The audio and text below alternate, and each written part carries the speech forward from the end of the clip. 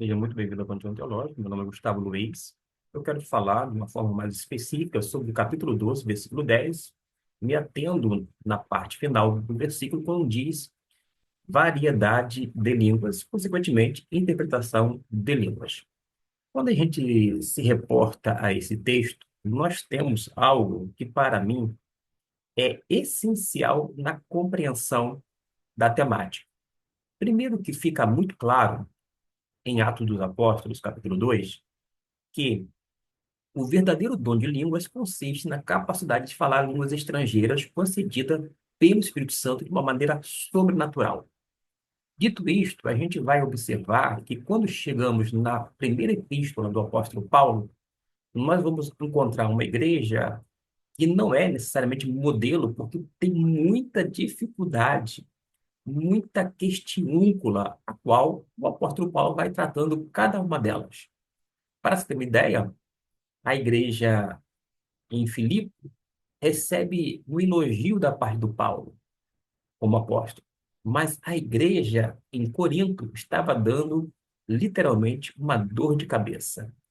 Alguns deles, para se ter uma ideia, quando a gente lê a segunda epístola, questionava a autoridade apostólica, de modo que ele escancara dizendo que ele trazia as marcas do apostolado no seu próprio corpo, mostrando àqueles crentes que estavam divididos na igreja a necessidade de, no tocante aos dons, não serem ignorantes.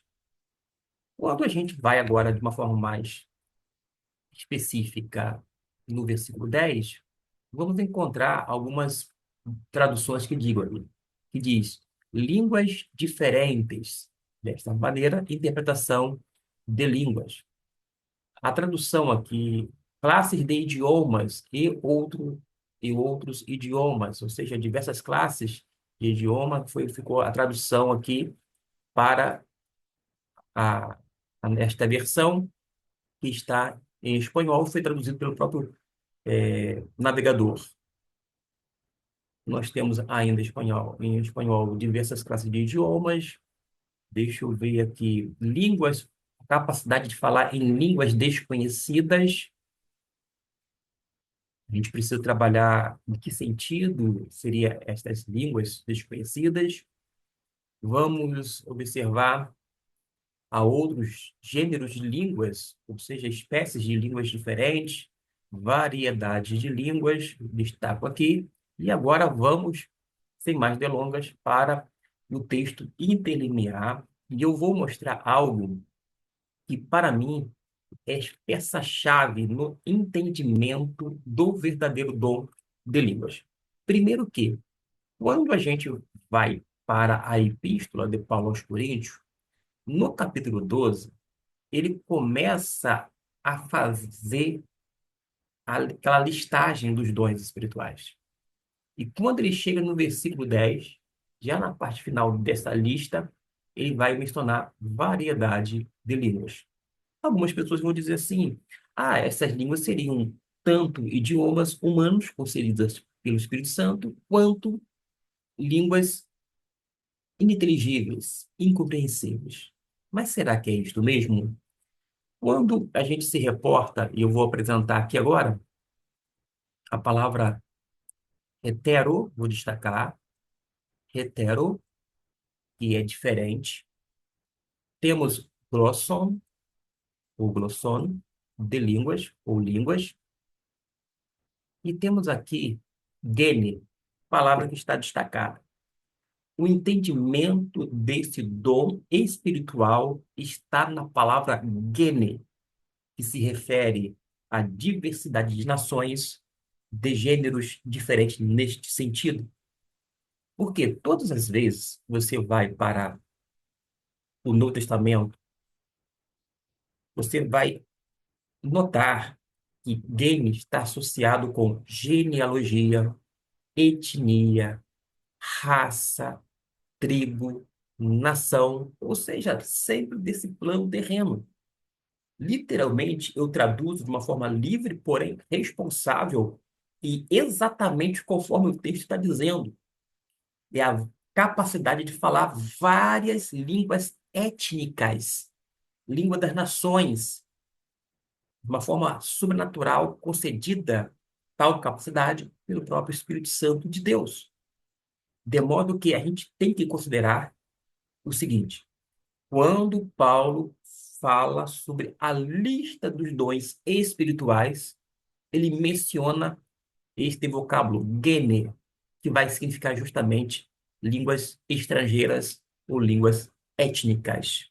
Não tem margem alguma para uma língua, digamos, celestial, angelical, por conta do emprego deste vocábulo. Eu vou clicar aqui, você vai me acompanhar. Várias ocorrências, por exemplo, que nós vamos ter de gene e dentro do radical alguns desdobramentos. Note que nós temos, vou aqui fazer outras pesquisas, genei.